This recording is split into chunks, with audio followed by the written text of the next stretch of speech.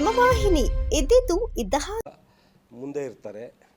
ದೇವೇಗೌಡರು ನನಗೊಂದು ಮಾತು ಹೇಳಿದ್ರು. ಅವರು ನನ್ನ ಜೊತೆಲಿ ಕೂತಿದ್ರು ಪಾರ್ಲಿಮೆಂಟಲ್ಲಿ ಮುಗಿಸ್ಕೊಂಡು ಅವ್ರ ಮನೆ ಊಟಕ್ಕೆ ಹೋದಾಗ. ಚಲುವರಾಯಸ್ವಾಮಿ, ಯಡಿಯೂರಪ್ಪನ ವಿಚಾರದಲ್ಲಿ ನಿಮ್ಮ ಕುಮಾರಸ್ವಾಮಿ ಭ್ರಷ್ಟಾಚಾರದ ವಿಚಾರದಲ್ಲಿ ಮಾತಾಡ್ತಾರಲ್ಲ, ನಾನು ಹವಾಯಿ ಚಪ್ಪಲಿ ಹಾಕ್ಕೊಂಡು 2 ಜುಬ್ಬ ಹಾಕ್ಕೊಂಡು ಜೀವನ ಪೂರ್ತಿ ಹವಾಯಿ ಚಪ್ಪಲಿಲೇ ಜುಬ್ಬದಲ್ಲೇ ಕಾಲ ಕಳೆದೆ. ನಂತರನೇ ನನ್ನ ಮಕ್ಕಳು ನನ್ನ ಮೊಮ್ಮಕ್ಕಳೆಲ್ಲ ಇದ್ದಾರೇನಪ್ಪ, ಮನೇಲಿ ಕೂತ್ಕೊಂಡ್ರೆ ಇವಂದೇನೋ ಅಂತಾರೆ, ಅವನದೇನೋ ಅಂತಾರೆ. ನನಗೆ ಈ ಕಿವಿಲಿ ಕೇಳಿದ್ದು ಏನಪ್ಪ ಆಶ್ಚರ್ಯನ, ನೆಮ್ಮದೇ ಇರ್ಬೋದಾ ಅನಿಸುತ್ತೆ. ಇವನು ಮಾತಾಡಲಿಕ್ಕೆ, ನಾನೊಬ್ಬ ಪ್ರಧಾನಿಯಾಗಿದ್ದವನು, ಒಬ್ಬ ಪ್ರಧಾನಿ ಸ್ಥಾನದಲ್ಲಿ ಕೂತ್ಕೊಂಡು ಏನು ಬೇಕಾದ್ರೂ ಎನ್ಕ್ವೈರಿ ಮಾಡಲಿಕ್ಕೆ 10 ನಿಮಿಷಕ್ಕೆ ಅವಕಾಶ ಇದೆ. ಇದೆಲ್ಲ ಅವಶ್ಯಕತೆ ಇದೆಯಾ ನಿನ್ನ ಸ್ನೇಹಿತನಿಗೆ? ನಾನು ಕ್ಲೀನ್ ಅಂತ ಹೇಳ್ಕೊಬೋದು.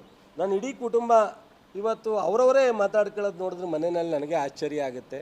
ನಂತರ ಹವಾಯಿ ಚಪ್ಪಲಿ ಹಾಕ್ಕೊಂಡೆ ಇವ್ರು ಯಾರೂ ಬದುಕಿಲ್ಲ, ನಂತರ ಜುಬ್ಬ ಹಾಕ್ಕೊಂಡೆ ಇವ್ರು ಯಾರೂ ಬದುಕಿಲ್ಲ ಅಂತ ನನ್ನನ್ನು ಅವನು ಕೂರ್ಸ್ಕೊಂಡು ಊಟ ಮಾಡ್ತಾ ಇವೆಲ್ಲ ಬೇಕಿಲ್ಲ.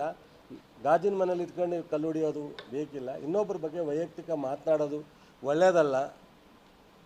ನಿನ್ನ ಫ್ರೆಂಡ್ಗೆ ಹೇಳು ಅಂತ ಅವ್ರನ್ನ ಕೂರ್ಸ್ಕೊಂಡು ಊಟ ಮಾಡ್ತಾ ಹೇಳಿದ್ರು ದೇವೇಗೌಡರು. ಒಂದು ಒಳ್ಳೆಯ ವಿಚಾರವನ್ನು ಯಾವಾಗಲೂ ಇನ್ನೊಬ್ಬರನ್ನ ವೈಯಕ್ತಿಕ ವಿಚಾರವನ್ನು ನಾವು ಯಾವತ್ತೂ ರಾಜಕೀಯವಾಗಿ ನಾನು ಫೈಟ್ ಮಾಡಿದ್ದೀನಿ, ರಾಜಕೀಯವಾಗಿ ಹೋರಾಟ ಮಾಡಿದ್ದೀನಿ. ವೈಯಕ್ತಿಕವಾಗಿ ನಾನು ಯಾವತ್ತೂ ಯಾರ ಬಗ್ಗೆನೂ ಹೋಗಲಿಕ್ಕೆ ನಾನು ಇಷ್ಟಪಟ್ಟಿಲ್ಲ, ಬೇಕಿಲ್ಲ ಅಂತ. ಸುದ್ದಿ 3 ವಾಹಿನಿಯ ಹೆಚ್ಚಿನ ಮಾಹಿತಿಗಾಗಿ ಸಬ್ಸ್ಕ್ರೈಬ್ ಆಗಿ ಹಾಗೂ ಬೆಲ್ ಬಟನ್ ಒತ್ತಿ.